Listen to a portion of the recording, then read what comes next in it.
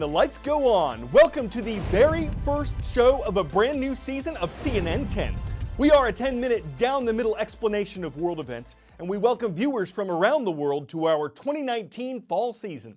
My name is Carl Azus. I'll be your explainer-in-chief, and the first place we're going this August 12th is Kashmir.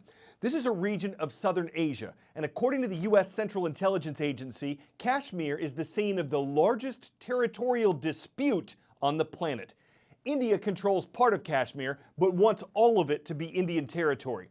Pakistan controls part of Kashmir, but wants all of it to be Pakistani territory. China also controls a section of Kashmir. Since 1949, India has given the part of Kashmir it controls a special status. The Indian state has been allowed to have its own constitution, its own flag, and its own control over many parts of day-to-day life. But last week, Indian Prime Minister Narendra Modi said the special status of Indian-controlled Kashmir caused separatism, terrorism, and corruption. So India's government voted to reorganize and reclassify Indian territory in Kashmir. The changes give India's government more control over what happens there. This angered Pakistan. It doesn't want India to have any more influence in any part of Kashmir, and it called India's decision illegal. China also protested India's decision concerning Kashmir. Relations between India and Pakistan have gotten worse as the tensions have climbed, though when it comes to Kashmir, that's nothing new. Why is Kashmir such a big deal? Because nuclear-armed rivals, India and Pakistan, have been fighting over it for more than 70 years. Both claim the region in its entirety. India currently controls around 45% of Kashmir's territory, and Pakistan controls about 35%. China controls the rest. So how did we get here? The troubles began in 1947, when India and Pakistan gained independence from Great Britain. Kashmir initially remained independent, but later its ruler signed a letter acceding to India, sparking a war with Pakistan. War broke out again in 1965 and again in 1971. Even after both India and Pakistan became nuclear powers, border clashes continued, including notably in 1999, when violence stopped short of a full-scale war. The flashpoint remains the heavily militarized line of control, which divides the Pakistani and Indian-controlled regions of Kashmir. Relations between the two countries will continue to ebb and flow, but Kashmir is sure to be a thorn in the side of relations between India and Pakistan for the foreseeable future. 10-second trivia. On the periodic table, 17 elements are classified as what? Halogens, noble gases, lanthanides, or rare earth elements?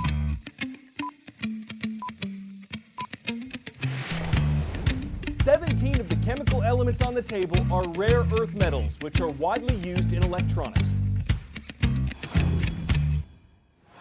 Fun fact about rare earth elements, they're not that rare, but maybe somewhat available earth elements didn't have the same ring. Scandium, which is one of them, is used in many TVs. Lanthanum is in camera lenses. Your watch may have artificial promethium. Many rare earth elements are produced or processed in China, and that could factor into an ongoing trade dispute between the United States and China if higher tariffs or taxes affect the costs of rare earth metals.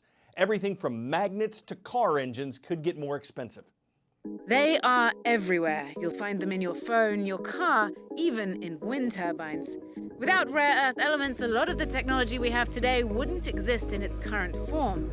They're mined in places like this and are then milled into a concentrate before being processed into the pure metal. The global appetite for rare earth elements is surging. There's actually about 50% rare earths contained in this concentrate. But what are they? Well, contrary to the name, they're not actually that rare. Rare earth elements are a collection of 17 metals. They're found here on the periodic table, with names that are almost impossible to pronounce. And while they're abundant, they're not often found in quantities that make extraction economically viable. They're known for having similar properties and are mostly used in magnets, catalysts, or in hybrid car batteries. Even some military equipment requires rare earth elements. China is by far the biggest producer.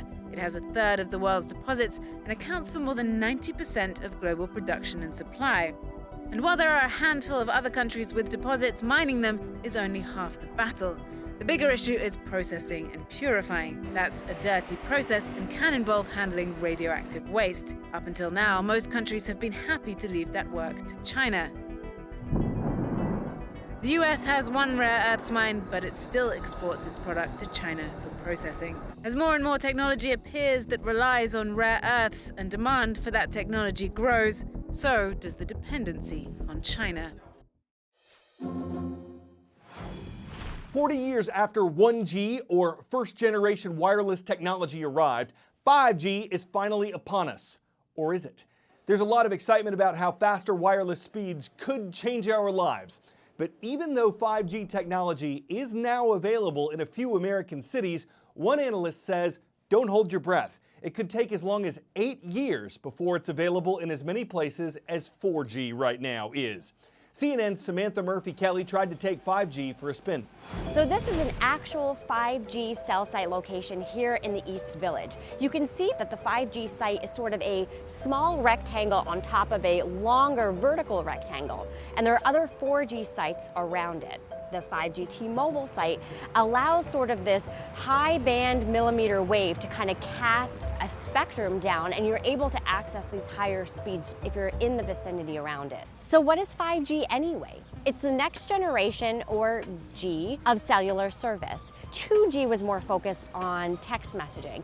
3G was sort of the boom of apps. 4G introduced faster speeds so it could handle Uber or FaceTime.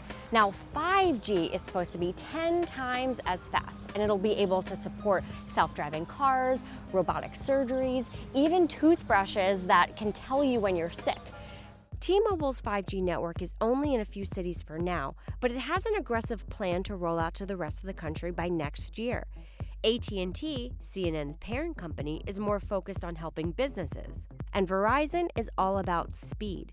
But I quickly noticed staying on its 5G network was a challenge. Sprint had the most seamless coverage, giving me a glimpse into what life with 5G can really look like. But it also had slower speeds than some of the other providers. You can see how close we are to the 5G cell site right there in the building above the Starbucks. But I can't even get on the network. I'm just only a couple hundred feet away. Oh wait, okay, I got it. We did a test on T-Mobile's 4G and 5G connections in the park. The 5G network was significantly faster, but it didn't quite hit the high speeds I saw on other networks. So I'm getting really great 5G service right here at the Starbucks, and the 5G cell site is right above me, but let's see what happens if I go inside. And there we go, it just dropped just now. Some people might think that they're already using 5G. On my phone, actually, it says 5GE, which stands for 5G Evolution. You're using a much faster network, but you're not actually using 5G. That's actually because you need one of these phones. This is a Samsung 5G phone. It costs $1,300. There are other options on the market too. LG has one that's almost $1,000, but that's still really expensive for a network that might not work that great for you, and you might not even have access to it. So the hype for 5G is high, and for good reason. There's so many different applications that's really going to change probably the way we live. But for now, service is super spotty, it's really limited, it's expensive, and it's going to take so long for these companies to truly put the equipment in all the different buildings and the lampposts across the country. So you might just want to sit tight and wait for them to work out the kinks.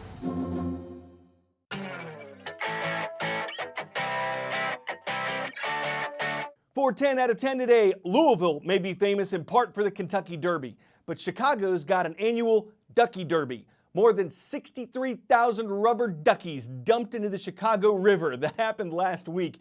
This is a race. It costs $5 for a human participant to sponsor a duck. Proceeds go to support the Special Olympics.